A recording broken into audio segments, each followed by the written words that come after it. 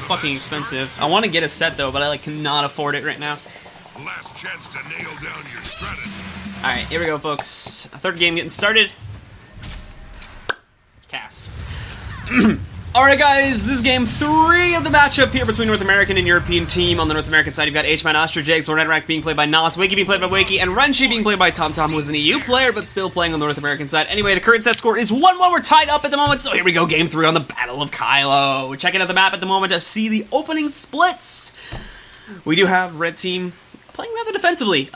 The previous games we did actually see blue team playing super aggressively, kind of going for the far point pretty heavily. This time around, it's not really going to be the case, though, as they've only got 2 players pushing on the node. Granted, they still do have 2 players on the node, and Denshi has the world's longest fear onto him there, which I think is going to catch them off guard a little bit. Usually the fear isn't that long, but it actually went from all the way about here where the mouse is now to all the way over there, so it did cause a little bit of distress there and actually decap most of the point progress they had. Anyway, on the point itself, though, at the moment here, red team does have a numbers advantage, which eventually will allow them to win the point. Very good shatter combo combined with the thief to take down Nos there. It does not look like they've got enough power to res those guys back up, so he will be going down here for the next few seconds. On the middle point itself, though, that is where we do see the North American team having the man advantage. Tage, though, take a look at Tage, guys. Tage has been holding off in this 3v1 this entire fight. Over a minute so far of him holding out against his opponents there. Finally, it gets some breathing room now as everybody retreats over towards this node and tries to get some aggressiveness on it. Tops for Tage there, holding out in that 1v3 for that long and keeping himself alive. Easily, again, keeping his title, at least my self-proclaimed title on him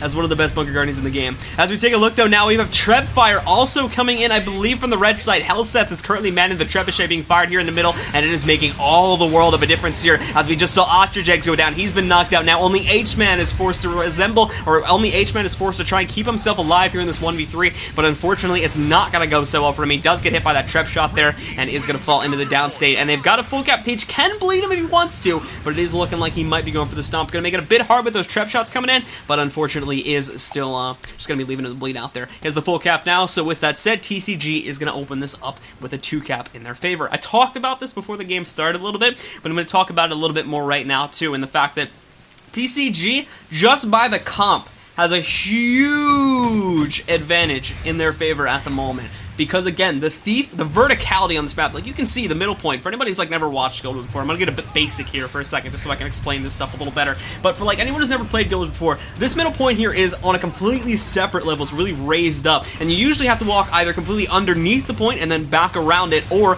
all the way to the side of it, going up a catwalk and then come into that middle point. For thieves, they can completely bypass that with their short bow 5 build, or really any of their blinks. They can immediately get onto this point. The same goes for the Mesmer on this team, and because those are the 2 biggest parts of the overall team for TCG, that means they can much more easily get flares that are needed to push a team fight's damage coefficient up higher to this point to keep the fight in their favor way faster than the blue team can, and that makes the world of a difference. Because of the way that the map is laid out on the sides with these with this sort of town layout that's going on here too, the thieves can also move a lot faster jumping up to the side nodes too, which makes it right now a huge mobility advantage in the favor of TCG, as they'll be able to get around the map a lot quicker and in general use the map higher to their advantage. That'll give them a pretty big uppage, and right now that's part of the reason why they are leading this game. As we take a look at it here once again and see what is happening, blue team just tried to mount an offensive strike over here on the clock tower point, but as you take a look and as you can probably see, things are not really going so well, and it's looking like TCG is going to hold on to this point. And we did see there too, for those of you that managed to catch it, that Ostrojags a few moments ago tried to make an attempt at a takeaway over here on the windmill point, which is the red team's home node, but even that really didn't go off so well, and as you're seeing here right now, OEGS is going to get forced off the node. H-Man is coming in, trying to abuse the Zerg that was almost going on there for a few seconds, a little bit, but unfortunately H-Man did get caught up by those 2 other members from TCG here too,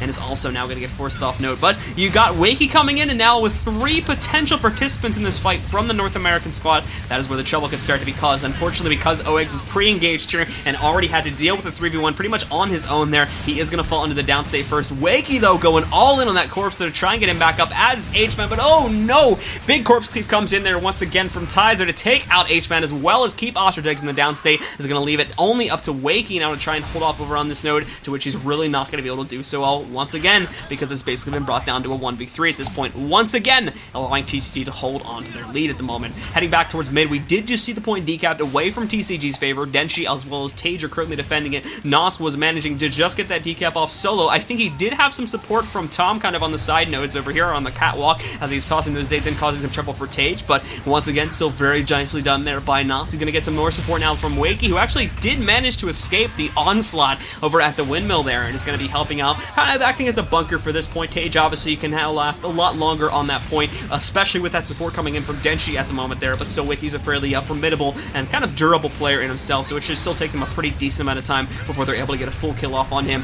We will also see Tom coming in, and the other crucial thing to note here too is the fact that there's Treb Fire coming in from both ends of the fight here at the moment, and because of that, that is going to add a lot of chaos to these fights. The players won't really be available to dodge the normal abilities that they're going to be throwing out because they're going to have to save their dodges for the Treb shots. If they don't do that, then unfortunately they are going to have happen basically what's happening here right now, where they get hit with those Treb shots, and it's going to hurt really, really badly here. Thankfully though, for the guys on the, I believe the red side, as Treb Fire has ceased, I actually have to cancel that there. Both Trebs are still firing uninhibitedly, but for some reason only like one Treb was going off there for a moment, and that is obviously going to keep the pressure rolling on mid. It's kind of evened itself out though, because you got it on one on each side, but it is looking like, at least for right now, TCG is going to be at the short end of the stick when it comes to this Treb scenario. Then she kind of got a face full of Trebuchet there a few moments ago to throw him into the downstate, and Tage cannot go for a res, especially when Denshi's overall health pool in the downstate is getting dropped down by like 30 to 40% every 5 to 7 seconds there. So unfortunately for Tage, it is looking like now with his teammate gone down,